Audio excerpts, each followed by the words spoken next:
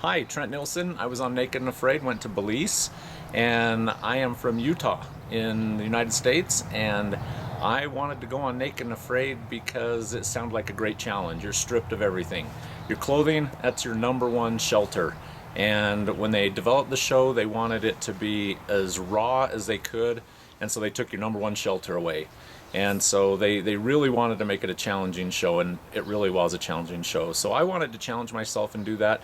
I've always been in the outdoors. I grew up in the outdoors, so I thought it'd be a great challenge for me. Some of my biggest challenges out there, number one was the bare feet. I have pretty tough feet. I've walked around without shoes. And that was the hardest because you're constantly having to look down instead of looking up, looking for birds, looking for different things to hunt.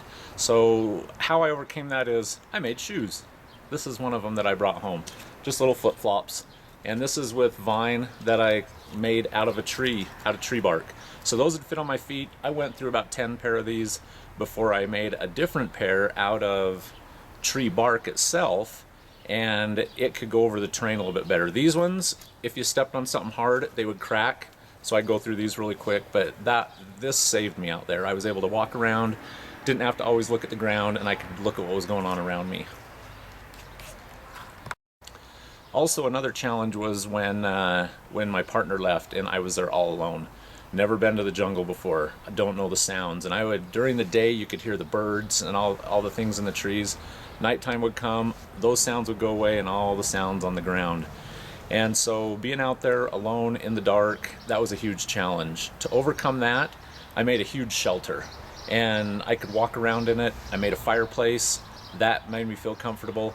And then I built my bed right in front of the fireplace and built a shelter over it. So I built a shelter inside of my shelter because I heard things walking around the camp, and I knew if it was coming in my shelter, I had 2 layers it had to go through to get me. So that helped me feel a lot more comfortable out there. As far as the nudity, it was really uncomfortable when they asked me to take my clothes off. I took all my clothes off. I'm standing there. I'm the only one naked. Everybody's looking at me. I felt really stupid, actually. And then my partner came over and she was naked, and I immediately felt better because I knew everybody was looking at her and not me now. So the nudity was really awkward at first, but when they said you're done, head for the hills, all of a sudden the nudity wasn't a deal anymore. It was about, we've got to make a camp, we've got to get a fire, we've got to secure ourselves, we're going to be all alone in the jungle tonight. And so nudity went from top priority down to bottom priority. We didn't even care anymore. It was just a nuisance. It wasn't even a big deal because we knew it was 3-4 hours before dark, and if we didn't have some things set up, we were in trouble. So all of our thoughts were on shelter, fire, securing ourselves, getting everything put together, getting to a point, finding a place to put up a shelter.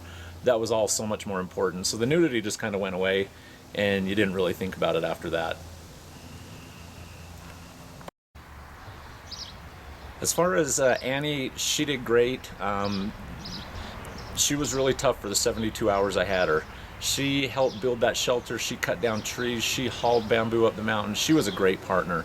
I just really wish she would have lasted a little bit longer. We could have done some way cool things together. But we laughed, we played. They didn't show a lot of that on the show because they only have so much time to show different scenes. But we joked and we just had a blast together. So the 3 days that she was there, it was a blast. We had so much fun. We just laughed and joked the whole time and got a lot of things done too. As far as her leaving, yeah, I don't think she was prepared to go out there emotionally. It broke her down really quick, and I did everything I could to get her to stay. I did not want to be out there alone all by myself. So when she left, it left me in a kind of a bad situation because I had to do everything myself. The fire, I had to keep it going 24/7. So that means every 30-40 minutes at night, I had to wake up and stoke the fire. Had I had a partner there the whole time, we can take shifts. So the most I ever slept at one time was about a half hour, 30-40 minutes, because I had to keep that fire going all night.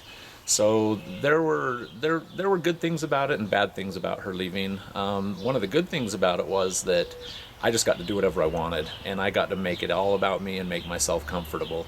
I didn't have to worry about anyone else. So that was actually a good thing. When you go on the show, they ask you to bring 4 survival items that you would like to survive with out there. The 4 items I brought a machete, I brought a big 21-inch Bowie knife, and then I brought some cordage, and then just because I thought it would be funny, I brought a hammock because I knew that I could use it for cordage. And the producers, they chose the hammock for me. They knew that I wanted to use it for the cordage, for traps, for building things like that. They knew I wasn't going to use it to sleep in. And so I brought the hammock for cordage, but I thought it was pretty funny because in the intro of the episode, Annie, my partner, had no idea why I brought a hammock. She thought it was hilarious, and she couldn't figure out why I picked that item. But after we used it on certain different things, she was so grateful that I brought that hammock because of all the rope and the cordage that we could use from it. As far as food, it was about day 6, and I was hunting around for some firewood, and the producer said to me, says, "Are you hungry? You haven't eaten anything yet." And at that point, I just kept thinking about food, and I couldn't quit thinking about it. And because there was so much to do, I had just kind of got lost in it. I mean, I was hungry, but I hadn't thought about it a lot.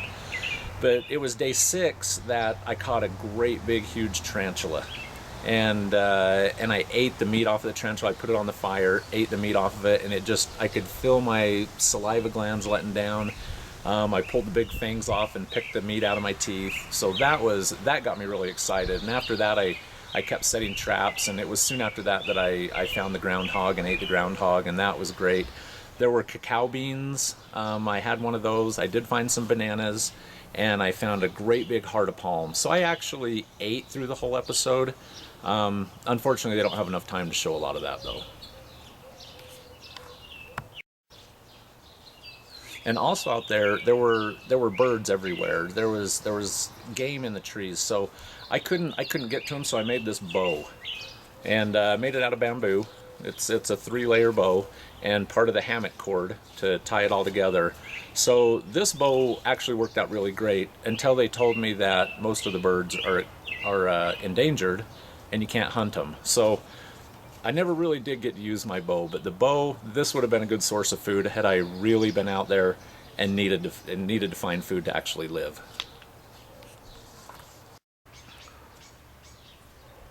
As far as money, they do give us a little bit of money, but not a lot. They ask us not to kind of discuss the amount, but you are out there for 30 days. So they want to make sure that we have a little bit of money to pay the bills back home while we're missing work and things. And as far as I understand, they used to, or were going to pay participants, but they kept getting people that would come out there for the money. And when you're out there surviving, last thing you want is a partner that's out there because of the money. You want someone that's out there because you have to rely on them. Your partner's your greatest survival asset. And if you get somebody that's just out there for the money, and also, from what I understand, a lot of people were tapping out because they didn't realize how tough it was going to be. They just saw, ooh, money, I want to go get some money, and they had no idea, and they'd tap out. And it costs the network a lot of money to put you out on a mountain and bring the crew in and do all that as well. So